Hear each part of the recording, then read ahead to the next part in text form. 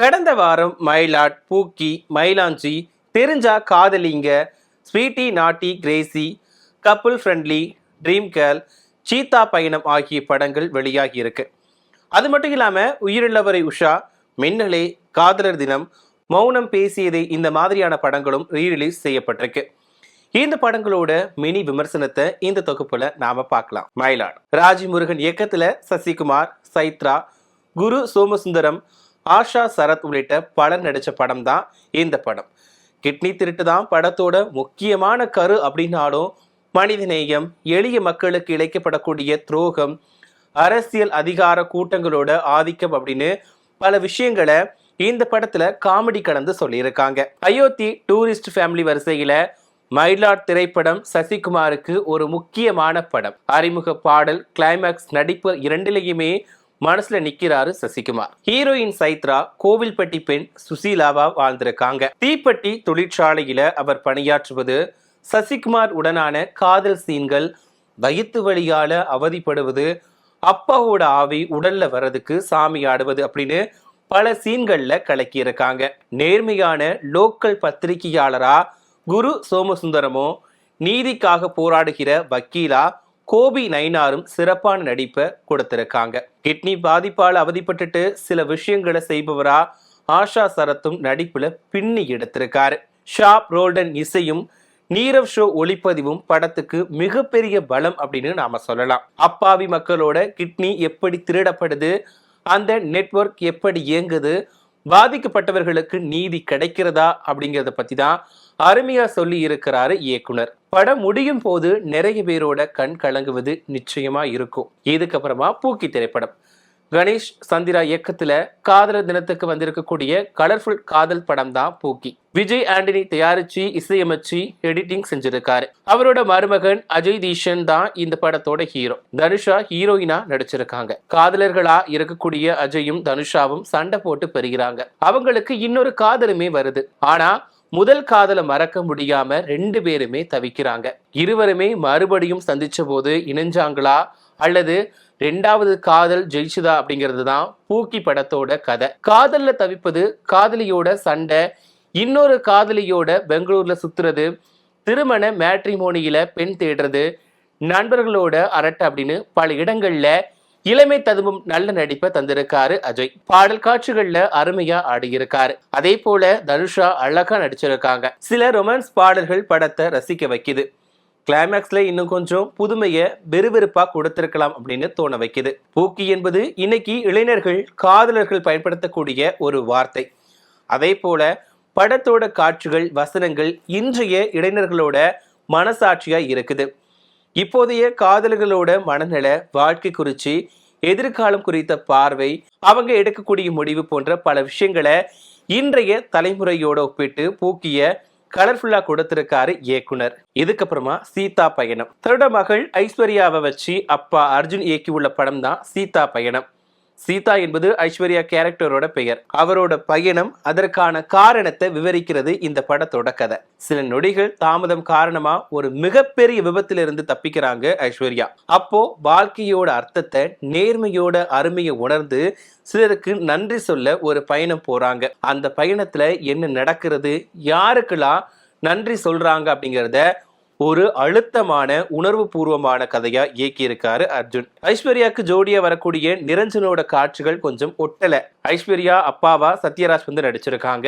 பிரகாஷ் ராஜ், கோவை சரளா போன்றவங்களுமே இந்த படத்துல நடிச்சிருக்காங்க.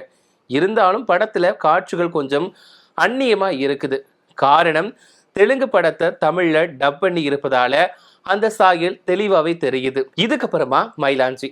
அஜயன் பாலா இயக்கத்துல ஸ்ரீராம் கார்த்திக், கிருஷா குரூப், சிங்கம்புலி, முனிஷ்காந்த் உள்பட பலர் நடிச்ச காதல் படம் தான் மயிலாஞ்சி. ஊட்டியில வசிக்கக்கூடிய ஹீரோயின் சென்னையில இருந்து வரக்கூடிய ஒரு இளைஞரை காதலிக்கிறாங்க. ஆனா காதலை அவங்க சொல்றதுக்கு முன்னாடி இளைஞர் சென்னைக்கு திரும்பிடுறாரு. கடைசியில ரெண்டு பேரும் சேர்ந்துக்கிட்டாங்களா, ஹீரோ என்ன பண்றாங்க அப்படிங்கிறது தான் இந்த படத்தோட கதை. ஊட்டியில உள்ள ஒரு இடத்தோட பெயர் தான் மயிலாஞ்சி. அதனால கதை முழுக்க முழுக்க ஊட்டியில நடக்குது.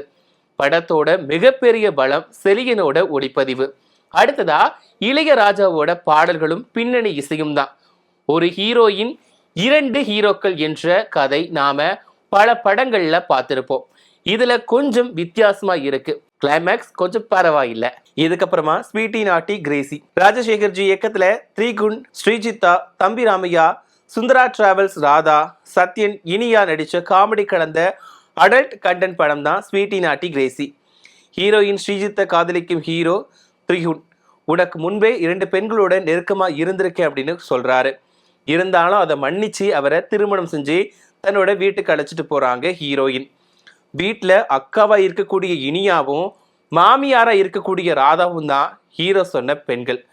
அடுத்து என்ன நடக்குது அப்படிங்கிறத double meaning dialogue adult content comedy கலந்து கொடுத்துருக்காரு இயக்குனர் ராஜசேகர் ஜி. முழுக்க முழுக்க அந்த மாதிரி டைலாக் தான் இந்த படத்துல இருக்குது.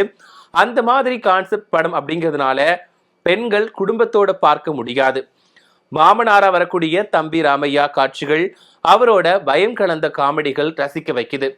இனியா ராதாவா இப்படி என ஆச்சரியப்படும் அளவுக்கு அவங்களோட நடிப்பு இருக்குது. ஹீரோ அந்த வேடத்துக்கு பக்காவா செட் ஆகி இருக்காரு. இதுக்கப்புறமா தெரிஞ்சா காதலிங்க எம் கஜேந்திரன் இயக்கத்துல கிரண், விபின், சாகுல் பிரான், அஜன்னா போன்ற புது முகங்கள் நடிச்சிருக்கக்கூடிய படம் தான் தெரிஞ்சா காதலிங்க. சென்னையில வசிக்கக்கூடிய 3 நண்பர்களோட மாறுபட்ட வாழ்க்கைய, அவர்கள் பெண்களை பார்க்கும் விதத்தை, காதலை புது பார்வையில சொல்றது இந்த படம். ஒருவன் ஆன்மீகத்துல நாட்டமா இருக்கான், இன்னொருத்தன் பெண்கள் மீது மோகமா இருக்கான், இன்னொருத்தன் காதலை நேசிக்கிறான். கிராமத்துல வசிக்கக்கூடிய ஹீரோயினை இவங்கள ஒருத்தர் சென்னைக்கு அழைச்சிட்டு வர என்ன நடக்குது, கிராமத்துல அந்த பெண்ணுக்கு வைத்தியரான அவர் தாத்தாவுக்கு என்ன நடந்துச்சு, இது மாதிரியான விஷயங்கள் எளிமையா சொல்லப்பட்டிருக்கு இந்த படத்துல.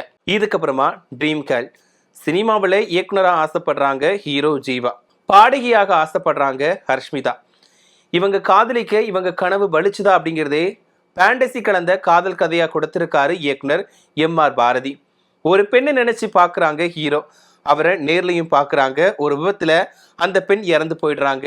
ஆனா அந்த பெண் மறுபடியும் மீண்டு வராங்க. அப்போ என்ன நடக்குது அப்படிங்கிறது மாறுபட்ட திரைக்கதையா இது இருக்குது. அதிக சினிமாத்தனம் இல்லாம இயல்பான பார்வையில இந்த மாறுபட்ட படத்தை எடுத்திருக்காரு இயக்குனர். அதுவே பிளஸ்ஸாவும் இருக்கு, மைனஸாவும் இருக்குது. இதுக்கப்புறமா கப்பிள் ஃப்ரெண்ட்லி இன்டீரியர் டெக்கரேஷன் துறையில சாதிக்க நினைக்கக்கூடிய ஹீரோ சந்தோஷ் சோபனும், ஐடி துறையில கலக்கணும் அப்படின்னு நினைக்கக்கூடிய ஹீரோயின் மானசாவும் ஒரு சூழ்நிலையில சந்திக்கிறாங்க. காதல் வைப்பட்டு லிவிங் டுகெதரா வாழ்றாங்க. அடுத்து அவங்களோட வாழ்க்கையில என்ன நடந்துச்சு, திருமணத்துல சேர்ந்தாங்களா பிரிஞ்சாங்களா அப்படிங்கிறதே ஒரு விதமான கண்ணோட்டத்துல சொல்லி இருக்காரு இயக்குனர் அஸ்வின் சந்திரசேகர். சமீபத்துல வந்த காதல் படங்கள்ல இது புதுசு அப்படின்னு சொல்லலாம். இயக்குனர் சொல்லக்கூடிய கருத்தும் பார்வையும் புதுசு. வறுமை காரணமா கால் டாக்ஸி ஓட்டுற ஹீரோ, கனவுகளோட வாழ்கின்ற ஹீரோயின், காமெடிக்கு யோகி பாபு அப்படின்னு படம் விறுவிறுப்பா போகுது.